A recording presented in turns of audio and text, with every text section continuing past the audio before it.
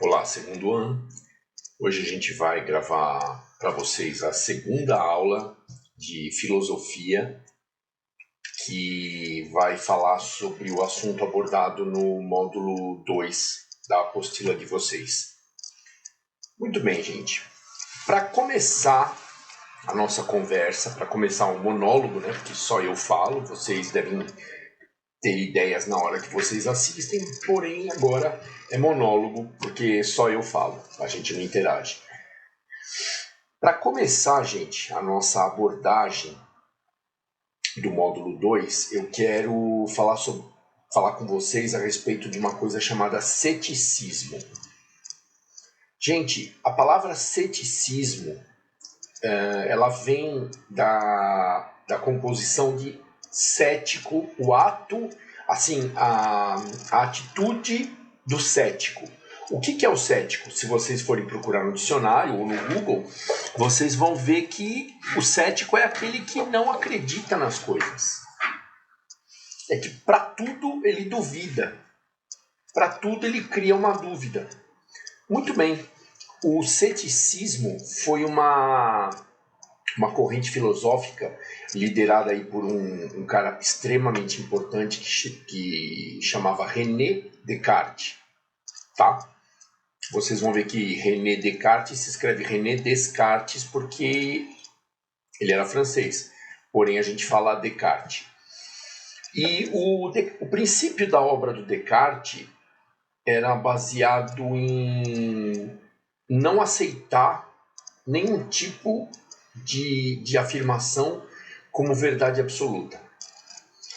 Para tudo existia uma dúvida que punha a veracidade daquela informação em jogo, ou seja, admitia a possibilidade de uma afirmação ser falsa, de uma afirmação ser uma inverdade, né? Não, às vezes nem 100% falsa, mas uma inverdade.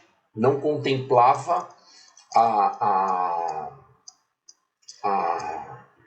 pureza de uma informação verdadeira, né? 100% verdadeira.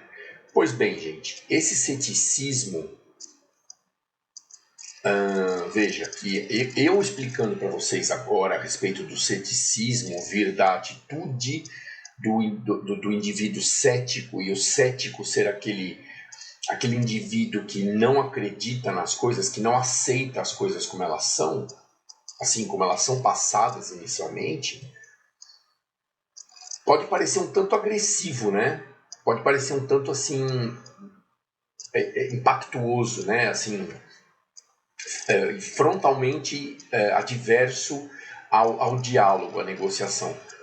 Mas no caso das verdades filosóficas que vinham se estendendo até o século XVI, que foi quando nasceu Descartes, que viveu entre o século XVI e o XVII, as verdades filosóficas, as grandes afirmações filosóficas que vêm desde a Grécia Antiga, do período clássico, eram eivadas, né? Eram cheias de dúvidas e de dogmas e de pontos de discussão que não chegaram a um acordo, a uma finalização daquela discussão. Por que a Terra é redonda? Aí 582 milhões de argumentos, porém ninguém chegou e falou a Terra é redonda por causa disso. Ou seja, a ciência ainda não tinha reunido dados científicos o suficiente para afirmar o que se afirma hoje em dia a respeito da força magnética do núcleo da Terra, né? Atrair todas as partículas, como o núcleo ele tem um formato redondo, porque, bom, enfim, são teorias de astronomia, de física. Os professores de física talvez falem, esse cara está viajando, para mim, né? Que eu conheço assim bem por cima, mas a Terra seria um agregado de matéria, né? Que se juntou ao redor do núcleo, que seria teria um formato redondo, né? Um formato esférico, na verdade, né? Tridimensional. Portanto, essa verdade é irrefutável, gente, porque existem provas, fotos tiradas por satélites de fora da Terra provando que ela é redonda, e assim pesquisas afirmando que o núcleo da Terra também é redondo, formado por magma, por ferro derretido, enfim. Bom, eu estou viajando, né? Tô dando uma explicação científica que na época do Descartes não havia. Por isso que ele se afirma na teoria cética. Ele se afirma numa teoria que duvida de todas as outras. E para sustentar essa teoria dele, ele afirmou que toda e qualquer verdade poderia ser provada na mesma dinâmica que a matemática prova os teoremas dela. Porque a matemática é uma ciência exata, como todos nós sabemos. Então, uma verdade matemática tem condição de ser provada. E as verdades filosóficas deveriam passar pelo crivo da matemática. Gente, de que maneira? Se a gente for lembrar daquelas equações enormes de matemática, aquelas que tem vários parênteses, colchetes e chaves, vamos não as potências, vamos trazer para a parte inicial da matemática.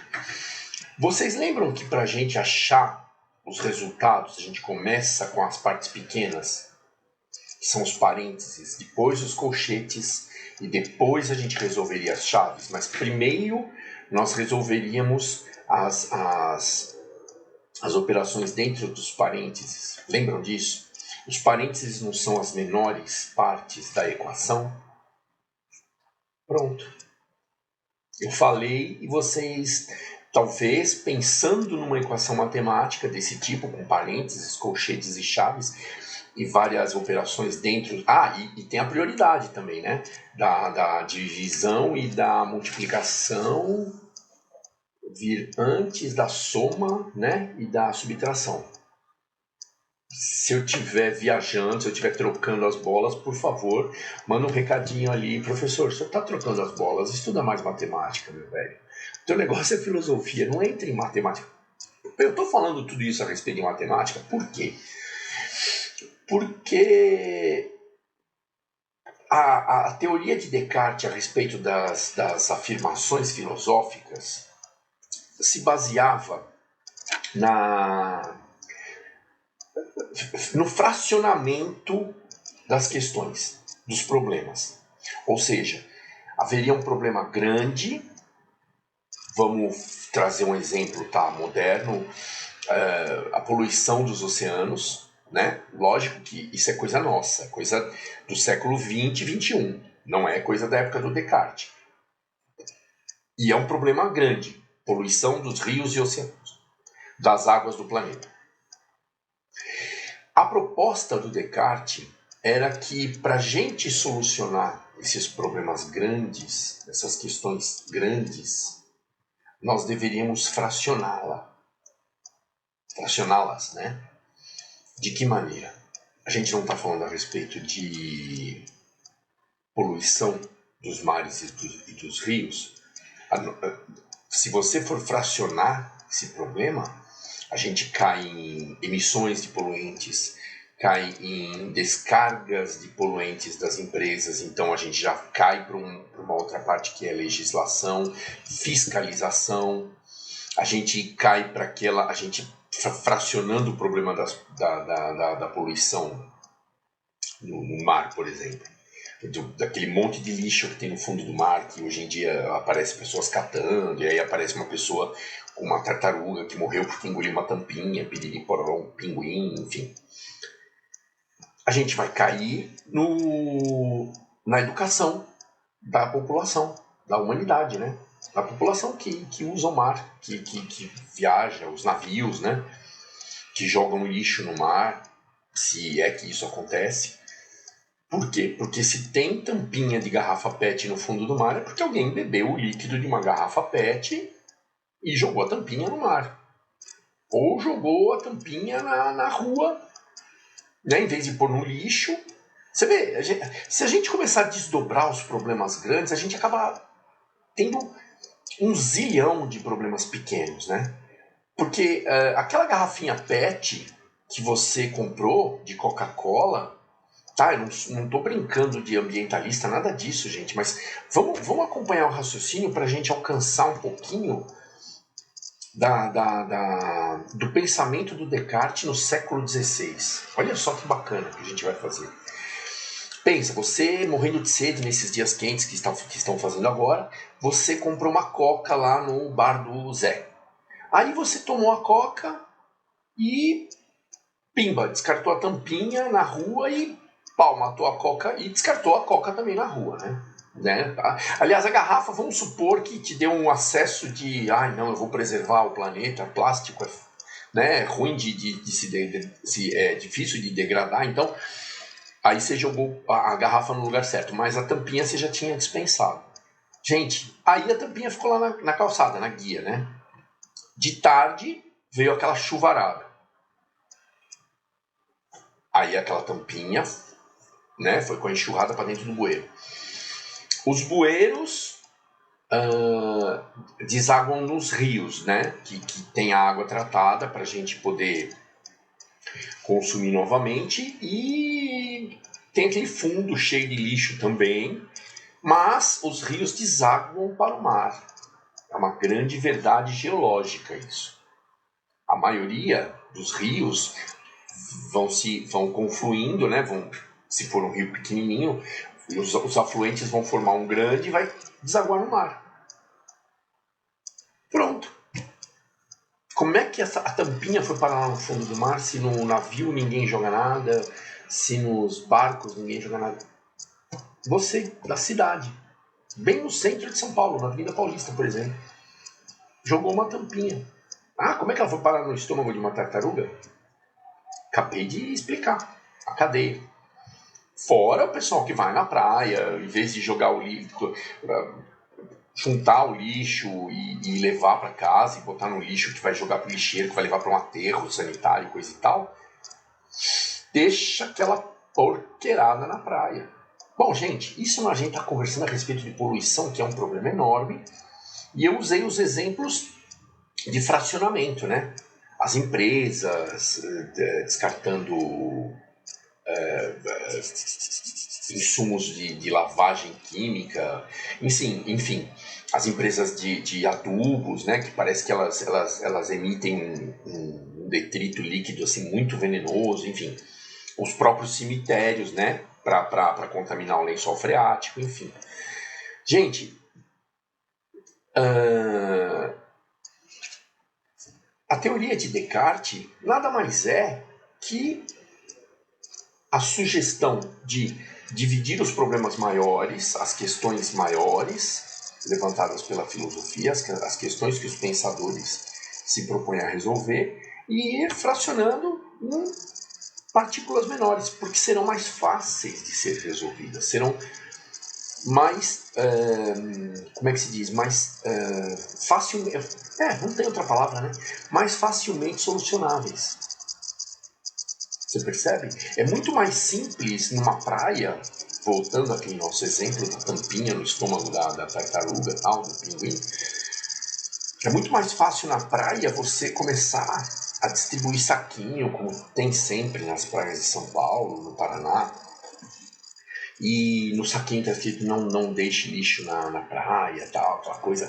É muito mais simples você conscientizar o povo e diminuir a quantidade de tampinhas de PET e de garrafas PET que as ondas vão levar para o fundo do mar, do que você mobilizar um navio gigantesco que vai fazer a limpeza do fundo do mar, ou contratar um monte de mergulhador com aquelas garrafas de oxigênio e coisa e tal para ir, né? Percebe?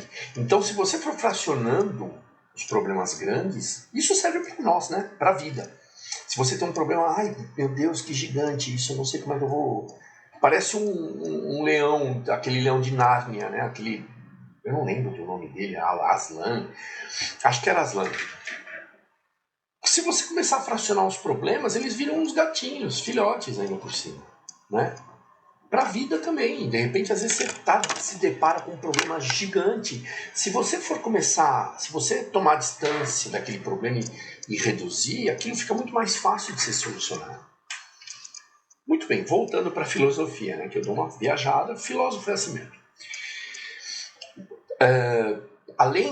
Além dessa sugestão da divisão, né, do fracionamento dos problemas maiores em partes menores, o Descartes acompanhava a teoria dele com a afirmação de que toda e qualquer conclusão que o ser humano tira através dos sentidos ou apressadamente, sem fazer testes, sem usar o empirismo para provar que aquilo é real, pode enganar o próprio indivíduo que está afirmando. Muito bem, gente. E olha, isso aí é muito simples da gente conversar a respeito. É como você tomar uma decisão de cabeça quente. Às vezes você se arrepende, você fala, não era isso que eu queria ter feito. Mas na hora você estava de cabeça quente, tomou a decisão, né? Não fechou o zíper da boca e pau. Botou tudo a perder. Às vezes, num momento, você destrói um castelo de carta que você levou um tempão para construir. Pensa, vê se isso que o professor falou encaixa, dá um match, como se diz hoje em dia, em algum momento na tua vida, em alguma discussão da tua vida com alguém, vê se, né, de repente, faz sentido. Vamos lá, gente. Aí, prosseguindo na teoria do Descartes, né, assim, explicando a respeito do Descartes ter duvidado das grandes verdades filosóficas, na época a igreja estava pegando pesado, o próprio Galileu Galilei tinha afirmado que não era o Sol que girava em torno da Terra, e sim que a Terra girava em torno do Sol. O próprio Descartes concordava com isso, mas quando ele percebeu que a igreja perseguiu o Galileu Galilei e ele teve que se retratar, o Descartes já ficou na segunda, né? O Descartes já ficou, e agora? Sujou, né? Eu vou afirmar minha teoria, mas assim, com o maior cuidado possível para não confrontar a Igreja Católica.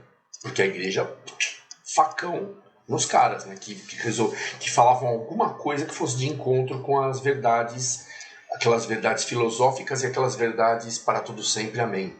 Que a igreja queria mesmo que elas ficassem nebulosas, ficassem misteriosas, assim, bem... Uma coisa assim que só nós do clero dominamos. Então as pessoas têm que acreditar no que a gente fala. Nós somos a autoridade.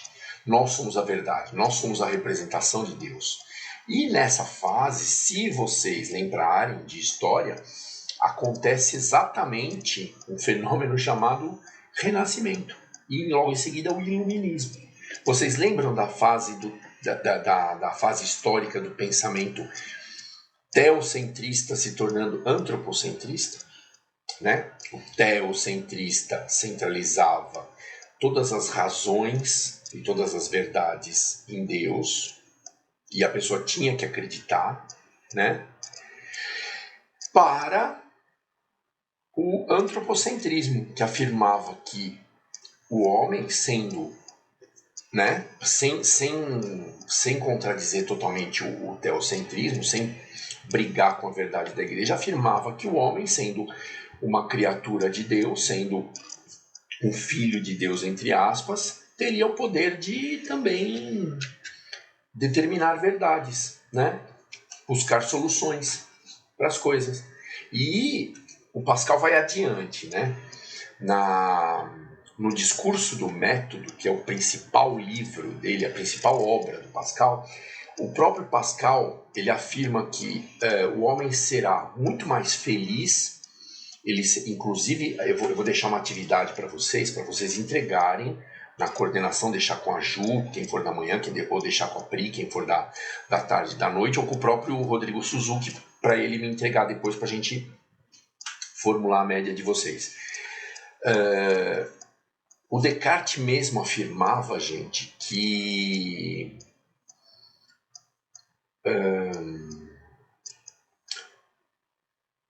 o universo só poderia ter sido criado por Deus, certo? Mas, porque ele sustentava a teoria dele com a teoria divina, com a existência de um Deus mantenedor. Aí teve muitas críticas, né? Teve muita gente que assim, colocou em xeque isso, né? Que o Descartes afirmava. Pô, mas você está falando que a gente tem que usar a razão para resolver os problemas e, ao mesmo tempo, você diz que toda a problemática, toda a fenomenologia teria uma origem divina? Pera lá. Aí a gente vai ter o surgimento de uma figura também que é extremamente importante, Pascal, né, que veio um pouquinho depois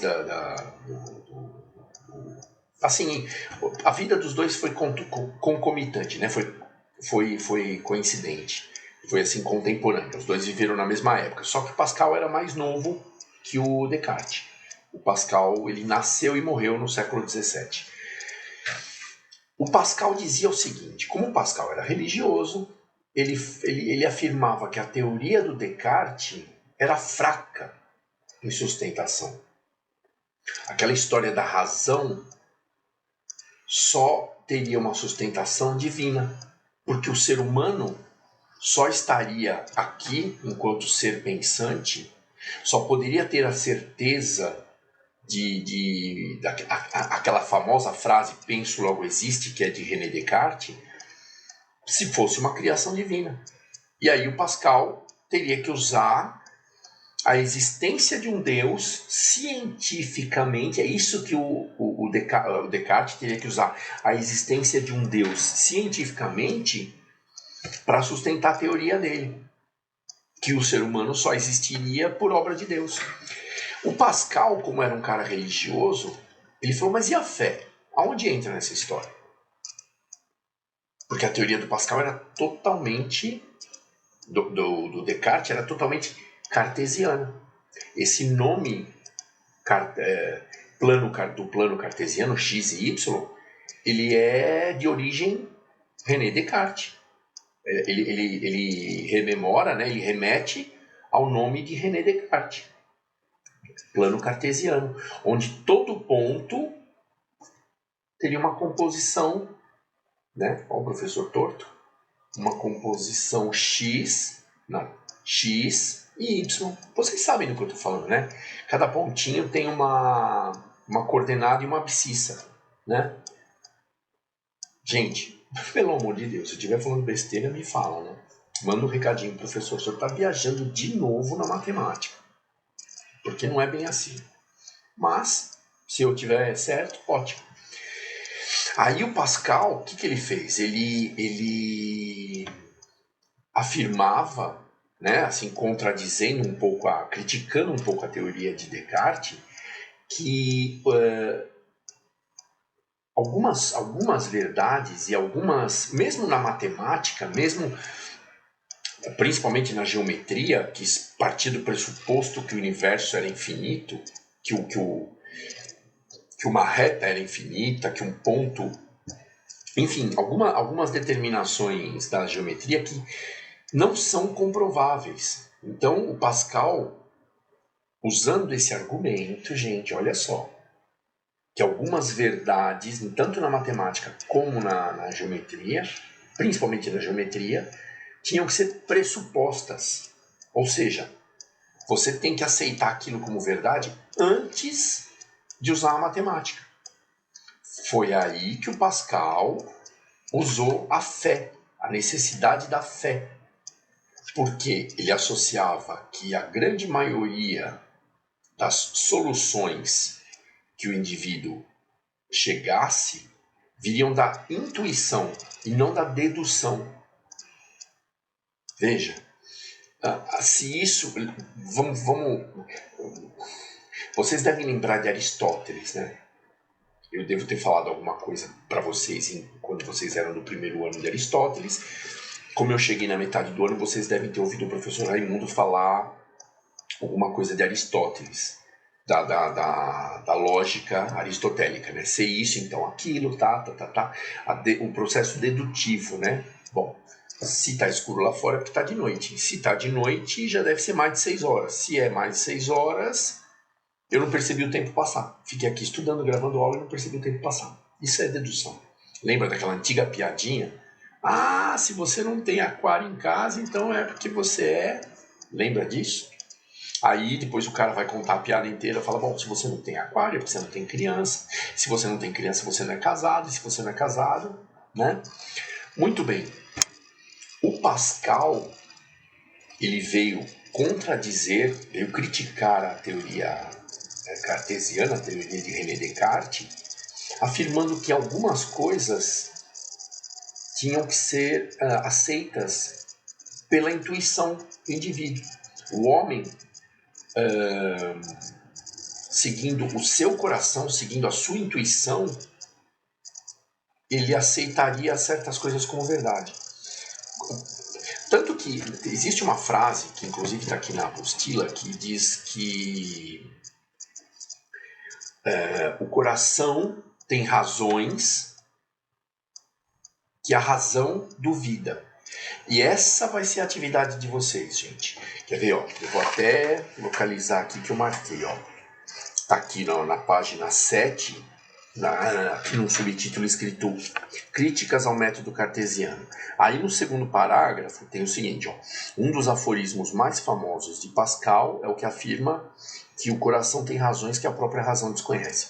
Ao invocar as razões do coração, Pascal não fazia referência aos sentimentos, tipo amor, paixão, aquela coisa, mas aos princípios que não eram demonstráveis, tais como os da geometria, como eu tinha falado para vocês. Não havia como prová-los, embora devêssemos admiti-los como verdadeiros. Para a gente resolver certos problemas de geometria, não tem como você resolver se você não admitir que algumas coisas são verdade. Gente, o que eu quero é que vocês, nessa parte aqui da página, e aí vocês vão colocar uma folha com o nome, a classe de vocês, e entregar para o pessoal, para a Ju de manhã, ou para a Priya à tarde, ou mesmo para o Rodrigo Suzuki. Olha, do professor Márcio, ele pediu uma atividade de filosofia, ok? Para eles me entregarem. Qual é a atividade? Você lendo esse segundo parágrafo aqui, da Críticas ao método cartesiano, eu quero que vocês me indiquem, também está no texto, aonde está essas verdades, assim, qual era a sensação que levava os indivíduos a alcançarem as verdades. Como eu falei, não era sentimento, né? O que era, o que o Pascal tentou afirmar com o coração tem motivos, o coração tem razões que a própria razão desconhece, né? O coração tem... Eu falei agora há pouco, é uma palavrinha pequena, é só uma palavrinha, que você sente no coração que aquilo não está certo, e ninguém veio te provar, olha, não entra aí que é perigoso, coisa e tal, nada disso, ninguém veio te falar, mas você sente. Eu quero que vocês escrevam para mim o que é esse sentimento que nos leva a admitir certas coisas como certas ou erradas, sem prova, sem comprovação científica, sem comprovação matemática, certo? Essa é a atividade que eu vou deixar para vocês de filosofia, segundo o módulo 2 da apostila, para o segundo ano do ensino médio, tá bom? Gente, eu aconselho, agora no final, leiam o módulo 2 com calma, com carinho, porque é super interessante. Gente, eu vou falar para vocês, é um troço legal. E se vocês quiserem tomar contato, eu aconselho também tomar contato de como as empresas organizadoras de... Olha, aqui está Enem, Unicamp, é a questão 3, e Enem. Todas essas questões são questões de vestibular, né? Enem é aquele exame nacional do ensino médio, e a Unicamp é para você estudar lá em Campinas, numa faculdade boa e gratuita, né? Uma faculdade federal, Universidade de Campinas. Gente, eu aconselho vocês a olharem, pelo menos dar uma passada para ver de que maneira que são perguntados os tópicos, né, o conteúdo que a gente viu no módulo 2, que são assim, a filosofia de René Descartes e a principal crítica feita por Blaise Pascal, né? O nome dele era Blaise, o primeiro nome, também era francês. Então, a principal crítica feita por Blaise Pascal à teoria de René Descartes, tá bom? Gente, muito obrigado pela atenção de vocês e bons estudos.